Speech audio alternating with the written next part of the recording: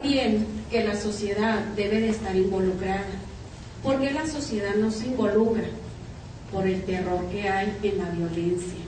Toda la persona que ha hecho marchas por paz y por todo para involucrar a la ciudadanía, vemos con tristeza que tan poquitos somos, unos cuantos chícharos, como vulgarmente se dice. Ahora, en lo personal, yo tengo conocidos diputados, regidores o algo. Desafortunadamente, no creo en ninguna, soy antipartidista, no creo en ninguna ley, porque no la aplican.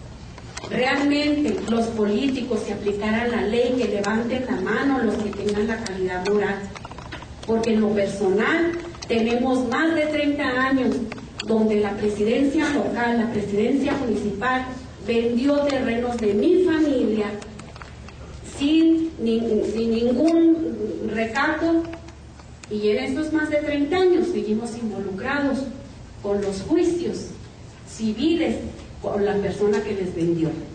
Así que ¿cómo vamos a creer en estas autoridades donde hay corrupción, donde hay impunidad, donde para terminar debemos acabar con esos corruptos que hay dentro del poder para que la sociedad pueda tener un voto de confianza? Es una opinión muy personal. Gracias. La última, por favor.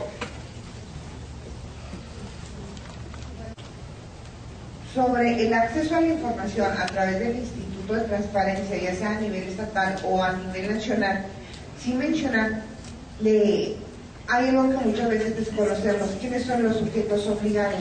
Todo aquel ente, toda persona física o moral que reciba alguna aportación de recursos públicos está obligado a transparentar su uso, como lo es el de los partidos políticos. En primer lugar, hacer esa aportación. Posteriormente, respecto a lo que hablamos ahorita del reglamento que hay en Cabildo, es un reglamento obsoleto, antiguo. No he escuchado, y bueno, falta por continuar una parte de la plática. Dentro de la legislación del Estado de Chihuahua, en el Código Municipal, hay una figura y se desconoce, y pudiera decir el 99% no la conoce.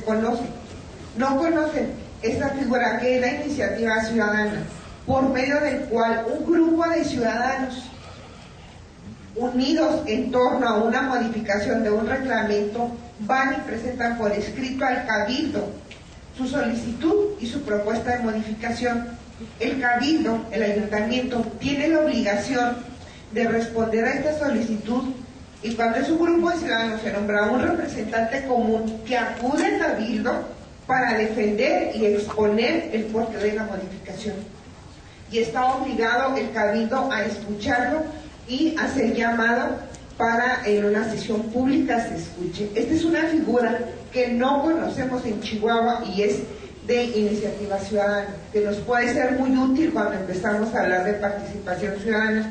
Y si finalmente este es el interés, no debemos dejar de vista lo que son los órganos coadyuvantes del ayuntamiento, que los conocemos comúnmente como comité de vecinos, que el presidente en turno los toma para ahora sí que como botín político.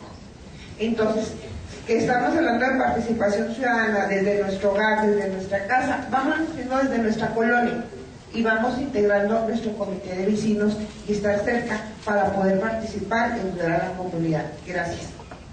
Gracias. Vamos a...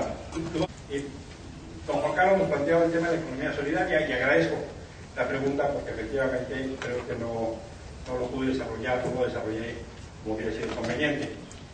Me parece que uno de los temas clave y vinculado justamente con alguna de las reflexiones que tienen que ver con la crisis del modelo económico, en realidad lo que está sucediendo es que esta lógica de maximizar la ganancia ha llevado a un proceso de que los ricos son más ricos y los pobres más pobres. Pero esta dinámica está generando fuertes procesos de exclusión en el más amplio sentido de la palabra. Exclusión hasta para comer, exclusión hasta para... Deje usted para votar, para hacer mercado. Inclusive las empresas han tenido que cambiar sus estrategias para vender otra vez productos, por ejemplo, sobres de café más chiquitos, porque la gente vive al día, entonces no tiene condición de comprar medio kilo de café, mejor comprar un sobrecito de 125 gramos. Eso es una expresión de cómo se va literalmente sacando a la gente hasta de lo mínimo, ¿no? Como en la teoría de la CEPAL se llevaba la cuestión de los marginados o toda la cuestión de la gente que está fuera literalmente del mercado. Entonces, lo que ha venido sucediendo, no solo por la reflexión, por ejemplo, una de las vertientes de la reflexión tiene que ver con los límites de la actividad industrial, toda la productividad que surge del fenómeno de los productos orgánicos, no solo por el rechazo a los pesticidas, sino también por el modo de producción que eso implica, o sea, la relación entre consumidores y productores, porque lo que ha venido pasando es que son los intermediarios los grandes ganones. Entonces, lo que ha venido pasando es, por ejemplo, una de las estrategias más usadas es las cooperativas de consumo. Y lo que eso sucede es que los vecinos, o en los edificios, o en las comunidades, o en las privadas, empiezan a generar compras consolidadas. Y de manera que no solo hay un ahorro en términos de ir menos veces al supermercado, sino que la compra por volumen beneficia. Una de las estrategias tiene que ver justamente por generar cooperativas de consumo, pero pasa por un factor que es muy difícil, pasa por establecer confianza entre nosotros. Es decir, las cuentas claras y la lógica de una confianza para que mi vecino vaya y compre mi lugar. O por lo menos compras consolidadas de cosas que pueden ser genéricas, papel de baño, jabones, detergentes para lavar la ropa, que en volumen son mucho más baratos. Se han dado otro tipo de ejercicios que tienen que ver, por ejemplo, en términos de la siguiente, por favor, que tiene que ver con las cooperativas de ahorro. ¿Cuál es el sentido social del ahorro? Hay algunos espacios donde inclusive se están generando dinámicas muy pertinentes y muy convenientes, promovidas desde muchos ámbitos. Ha habido actores gubernamentales, ha habido actores eclesiales. La doctrina social de la Iglesia ha promovido de manera significativa, por ejemplo, las cooperativas, porque la pregunta es ¿quién se queda con la ganancia del ahorro? ¿Verdad? ¿Cuál es el abonero o cuál es el crédito de los pobres? Más bien dicho así, ¿cuál es el crédito de los pobres? Es el abonero, que tiene una usura extraordinaria y cobra la tajadota de Dios. Eso otra vez pasa por los factores de confianza. ¿Cuál ha sido el fenómeno de discusión de las acciones colectivas?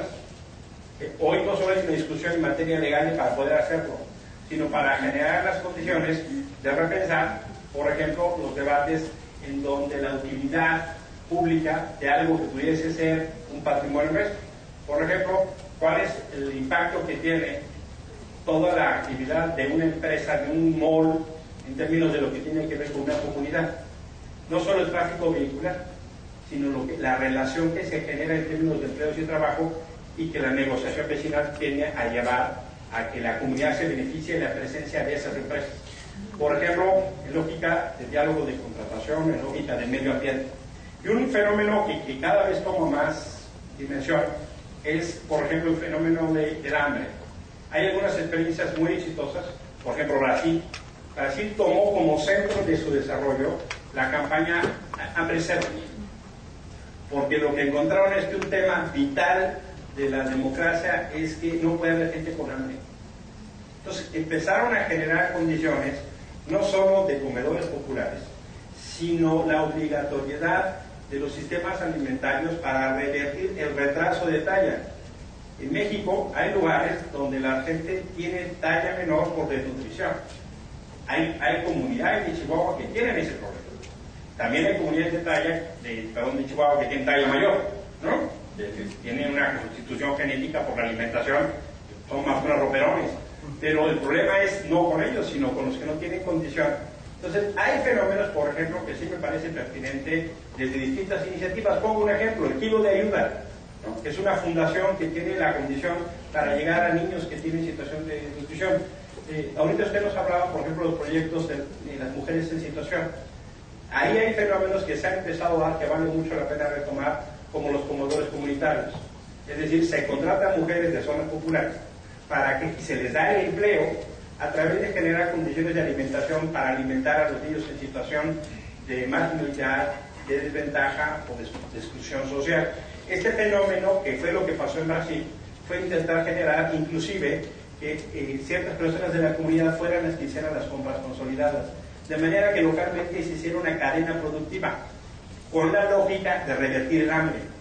El problema es que en este país no hemos alcanzado a ubicar la dimensión social del hambre. En este país hay gente que está comiendo 1 o 2 veces al día